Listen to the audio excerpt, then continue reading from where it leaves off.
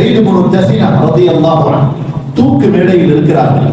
அவர்கள் தூக்கு மேடையில் இருக்கும் பொழுது அங்கிருந்த கொலை செய்வதற்காக இருக்குகிற அபூ சுஃபியான் அந்நேரத்தில் அவர் இஸ்லாத்திற்கு ஏற்றிருக்கவில்லை.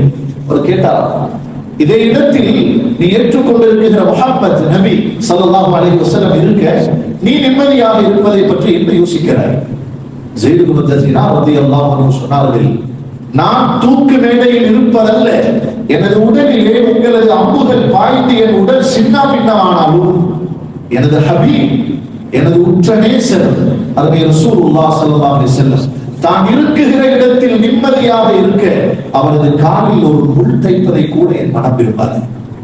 இதை பார்த்தவுடன் இஸ்லாத்தை ஏற்றுக்கொண்டதற்காக கொல்ல வந்து அம்போடு நிற்கிற அபூ சுஃபியான் சொன்ன வார்த்தை, மா ரஅய்து அஹதன் யுஹிப்பு அஹதன் கஹுப்பி அஸ்ஹாபி முஹம்மத்.